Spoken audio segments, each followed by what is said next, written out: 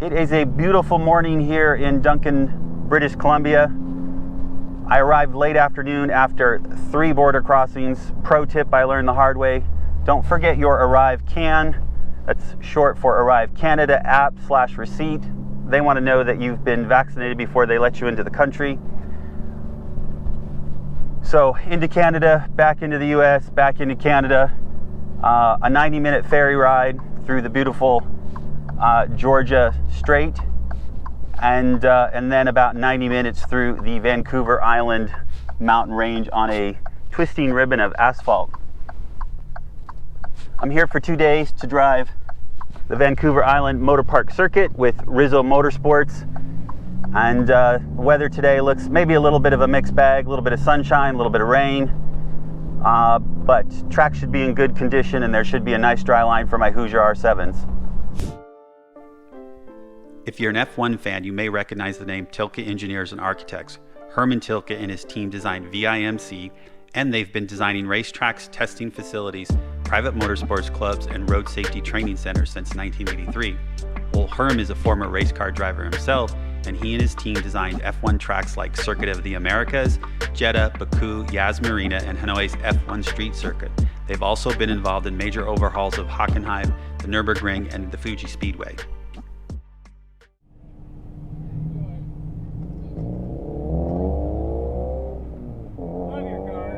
I love it too. Oh my gosh. Okay, great one.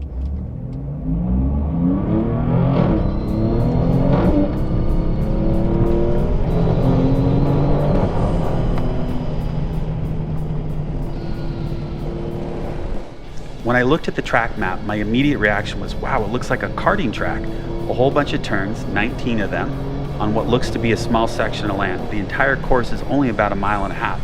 I wonder if I'm going to do much driving beyond third gear. So I watched a ton of in-car footage on YouTube trying to get familiar with the track, and I think all the tight turns will be challenging, especially in a relatively heavy car like the Giulia Quad. Multiple elevation changes, blind turns, double apex turns, and a tight 180-degree turn. If I can line the car up right, turn in, hold the wheel steady, I should be pretty fast through it. Even if I'm not, it's going to be a fun challenge. At my home tracks, the Ridge Motorsports Park and Pacific Raceway, I run in the advanced group, and I can usually hold my own against most drivers. I'm not the fastest, and I'm certainly not the slowest. That is until I'm up against much lighter cars with more downforce and similar or more power than my Giulia.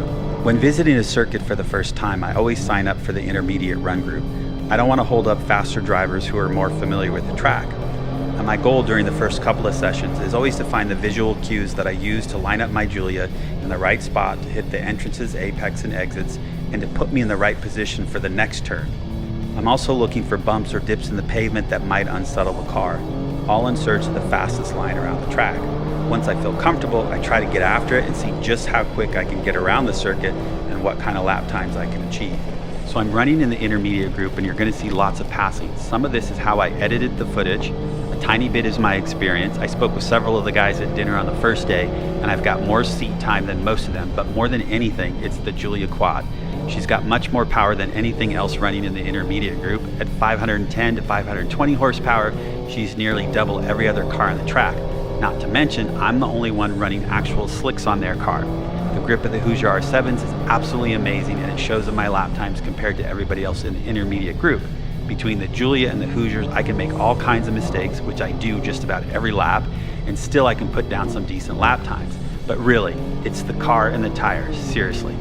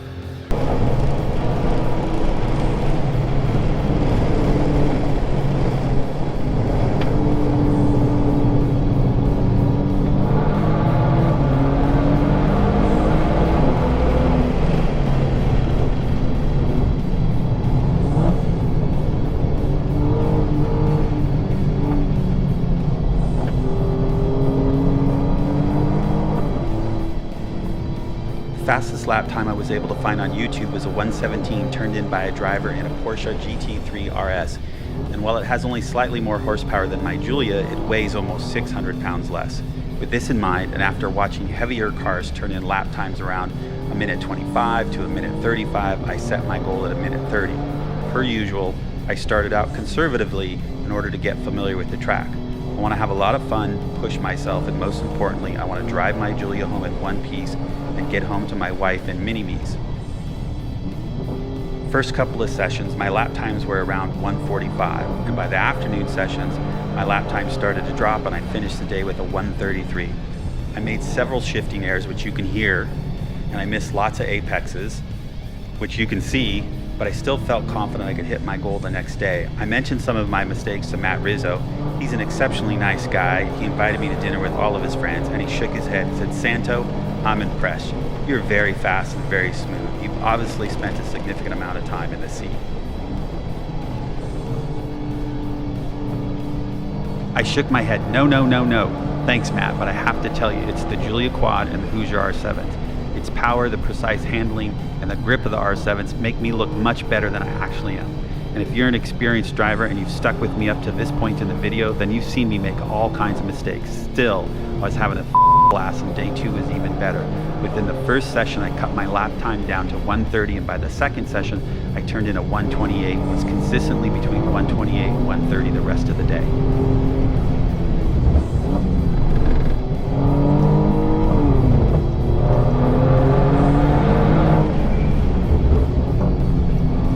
Talking with Jay Spazoka, driver of the Mad Mini, who graciously agreed to let me attach 3 GoPros to his car.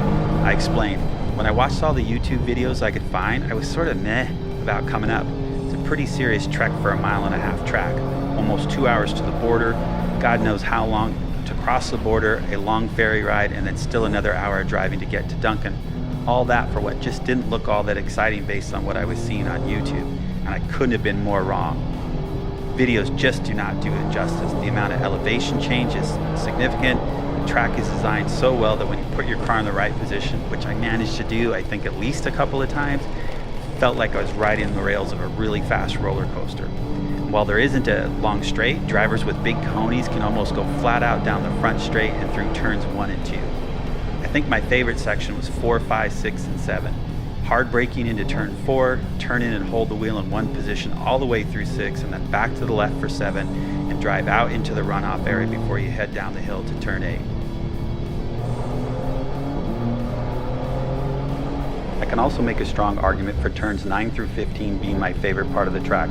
Down the hill from 8 through 9, 10, and 11, and then back up the hill through 12, 13, 14, and 15. It's a blast. By the end of the first day, I felt really comfortable and reasonably quick through the first 16 turns. 17, 18, and 19, not so much. I spoke with Carl Renus. I'm sorry, Carl, if I didn't pronounce your last name correctly, but I spoke with him about it, and he said there really isn't a quick way to get through the last section. It's all about setting yourself up to get on the accelerator as early as possible when entering the front straight. Okay, got it, makes sense. Not sure I was able to do it. It's a great reason to go back and try again. Hoping to get up there one more time this season before winter sets in. Despite the trek to get there, Vancouver Island Motorsport Circuit is going to be one of my favorites for a long time to come. You should try it. I know you'll like it.